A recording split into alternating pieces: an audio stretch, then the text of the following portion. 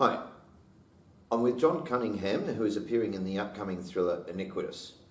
So, John, I'd like to talk a little bit about you to begin with. Mm-hmm. How old are you? I'm 50. Where did you grow up? I grew up in a few places. I think probably the predominant place would be this little fishing village in northwest Scotland, a place called Oban. Oban? Oban, O-B-A-N. And where did you do training?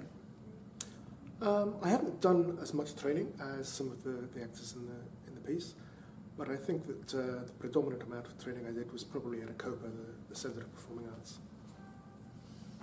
How did you get your start in the acting industry? I became an actor by accident, essentially. I'd gone to the Centre of Performing Arts and asked them to evaluate some work that I'd been working on. I was new to the industry, and I had no idea whether this was of any value or what. And I thought, well, I'm enjoying doing it, so let's ask someone who knows what they're doing. And they said, well, this is quite interesting. We'd like to see how you would visualise that appearing. And I said, well, I'm no actor. I don't have any intention of being in front of the lens. And they said, well, let's show us anyway. And I showed them, and they said, yep, your writing has value, and we'd also like to train you because you can act a bit as well, which came as a bit of a surprise to me. But then I found out that I thought, excuse by excuse, let's do a few student movies, a few amateur things, let's do a few things, maybe that will inform my writing. And then I found that it was fun. It was so much fun, and I've now been in lots and lots of little things, and I haven't really left because it's been so much fun. It's been highly enjoyable. Let's talk about your character, Dr. Croydon. Tell me a little bit about him. Who is he? Dr. Croydon is a consummate professional. He is very good at his job. He's not a Grey's Anatomy type sex beast or even a Grey's Anatomy type genius. He is very competent. He's very professional. He takes a lot of pride in his work. He enjoys fixing people. He, I suppose, is a great student of Hippocrates. He wants to help people. He wants to help fix them up. And in this movie, he comes across situations where his skills in medicine are needed. Some of the scenes that he's in, he doesn't particularly want to deliver the news that he has to, but he still sees himself as being a dutiful caregiver and giving news and advice to the best of his ability, and he takes a quiet professional pride in that. Mm-hmm. Tell me a little bit about his background, his backstory. How did he grow up? He grew up in a fairly traditional environment. His family were all smart. It was expected that he would go into a profession where he would be using his mind predominantly, and so it was no real surprise when he ended up in med school and later going on and becoming a specialist in medicine. So it's a fairly traditional route for him. He was a smart guy, and he'd always enjoyed health issues. He'd always enjoyed anatomy from as a young child. He would dissect the dead birds in the garden to find out what made them tick. And I suspect that he was always either going to be a vet or a human medicine specialist of some sort. A lot of the characters in Iniquitous are searching for something. What's your character searching for? I'm not sure that he's really searching for anything in specific.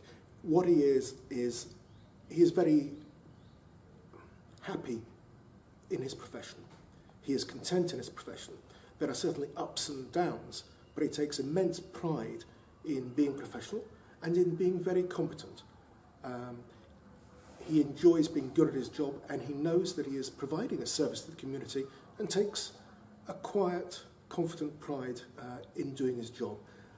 If he continues through his life doing the job that he loves, knowing that he is helping other people, that is good for him. Does your character have any strong personality traits or characteristics? No, he's very professional. He doesn't beat about the bush. He can be a touch brusque, perhaps, but he enjoys the air of professionalism, and he enjoys his interactions with other people. He tells people things straight, and he enjoys all his work in that essentially the same regard. Mm-hmm. There's no hidden agenda with Dr. Croydon. What similarities are there between your character and you? We have the same amount of hair, I think. We're both, dare I say it, reasonably smart. We both get on with people, and we're both fairly straight talkers. We both like to be professional, and we like to have a professional persona. We both like to quietly get on with the job. What about differences between the two? I can't see any huge differences. He's probably actually considerably smarter than I am. I like to think I'm smart. He likes to think he's smart. But the difference there is that he's not kidding himself. Now let's talk about the audition process and preparing your character. How did you prepare for your audition? It varies from role to role. In Iniquitous, the important thing is to understand who the character is. Dr. Croydon's character is not one of the more complicated of the characters in the film, but it's still important to sit down with the director and with others that the character interacts with, and to work out who he is, not just in himself, but also in relation to the people that he's going to be interacting with. What I also did was I had a quick look on Google and some of the specialities. I'm obviously not medical myself, so I had a look at the kind of work that Dr. Croydon would be doing, not to really understand it in any great depth. I don't think I have that capability, but to just make sure that nothing then came as a bolt from the blue when we were on set. And, Doctor, here's your kajiggle machine, and I'm going, a kajiggle machine? I never expected a kajiggle machine. Now, we've spoken about you as an actor and about your character in the film, so let's talk about Iniquitous itself. Without revealing too much, what is the movie about?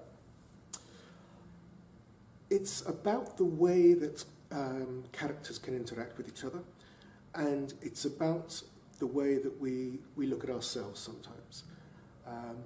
A lot of the characters, I mentioned that most of the characters I think probably have more depths than Dr. Croydon, but some of the characters are very, very interesting. They have a lot of different levels that we, the audience, don't see to start off with, but then neither do they themselves either. Some of them have greater belief that they know what is going on in themselves and in their interactions with other people, and sometimes they're right, sometimes they're not.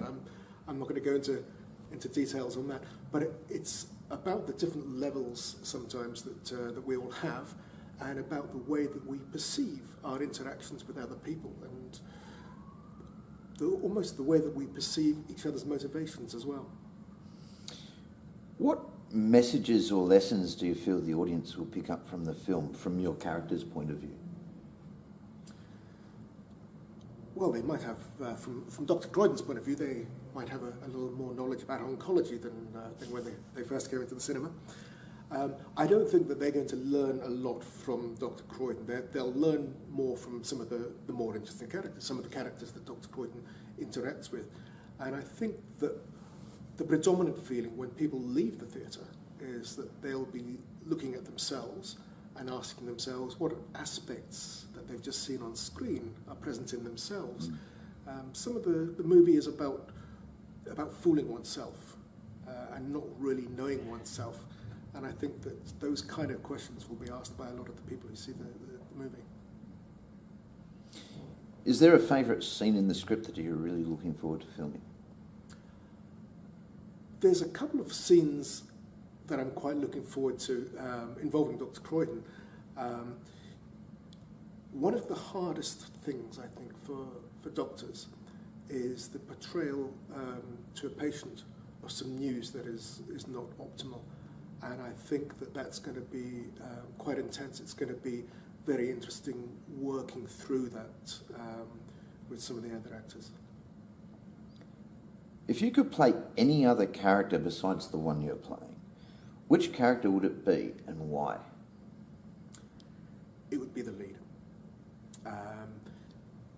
We mentioned that some of the characters have multiple levels, and some of the characters aren't necessarily who they are first seen to be, not least by themselves. And I think that what often appeals to me as an actor is discovering different parts of their character and playing those different parts as if you don't know what you're going to discover later. There are more levels and more complications, flaws, red herrings in that lead character than in the others. Though quite a lot of the characters have that kind of element to them. But I think, yes, go for the complication, go for... As an actor, you like the challenges, the twisting your other actors, twisting the audience's point of view. So, yes, I think I would like to play that character as well. Okay.